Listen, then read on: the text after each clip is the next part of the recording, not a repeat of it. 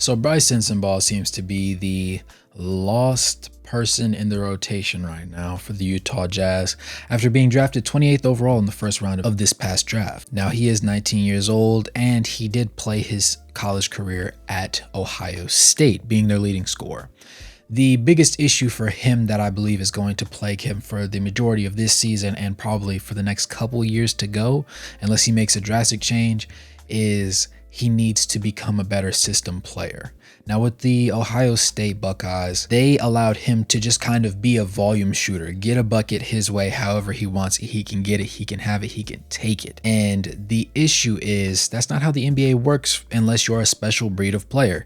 And since he wasn't hyped up as that particular special breed of player, he's not being afforded those opportunities to do that sort of thing that he had done so many times, more often than not, in the college level. Now, he did end up averaging 16 points and 5 rebounds in college across 24 minutes of action roughly, and in 33 games, 21 of which he did actually get a start in. He ended up shooting 48% from the field and 40% from beyond the arc while shooting on 4.5 attempts per game. That being said, you can understand why he was given the green light to get shots up.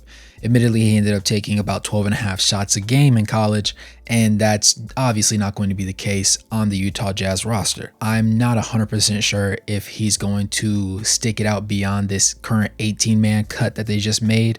I do know they ended up getting rid of Romeo Langford along with 2 other people that were on the roster, more so signed for the sole purpose of having them on the 21-man training camp roster.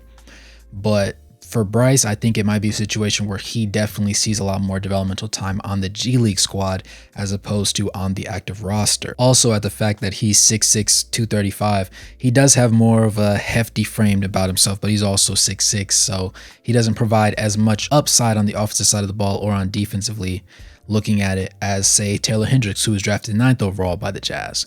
And considering that he doesn't sustain the same role as a Keontae George, who obviously is going to be in the point guard battle and likely will be at the beginning of the season taking the back seat, and later on, depending on how he develops, taking the front seat, Brice just kind of sits further on down the line, if that makes sense.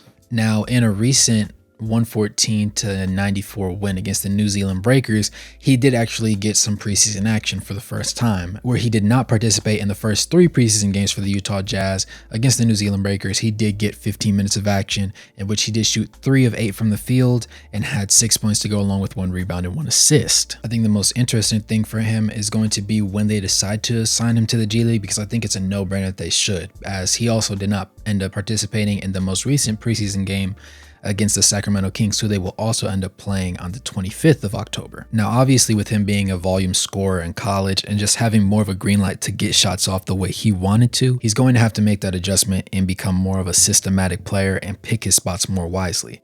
Hey there, thanks for tuning into the video and making it this far. If you have, go ahead and hit that subscribe button. Only 12% of you guys are subscribed to the channel, man. By subscribing, it lets the algorithm know that it needs to push out the video in front of more people like you and I who would really appreciate what we have going on here and join the community. Now, in the game against the New Zealand Breakers, obviously he did take a team high 8 shots in that match, so we did get to see a decent sample size of him, though that is the only game that he did play in. I believe that he does have the ability to produce at the highest level of basketball, but I think he's going to need a little bit more development than even Taylor Hendricks does at this point in time. So I believe that a G League assignment is probably closer down the line in his future, simply because I believe he is going to learn less and develop less by simply playing in practice and sitting on the end of the bench during games.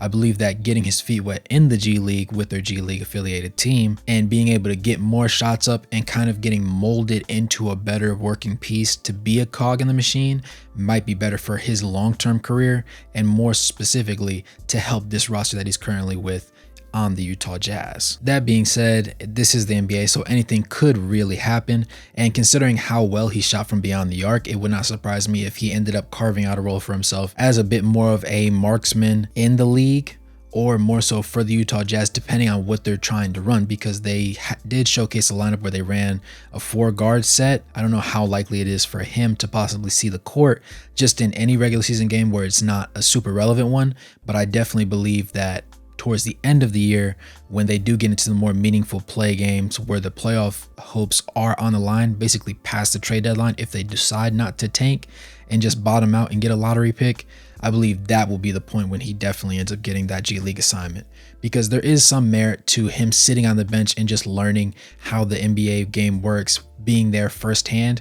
But if you're not touching the court, for some people, there's only a limit to the amount of information that you can absorb by not being in the thick of the action yourself. But with that being said, you guys let me know what you think in the comments below.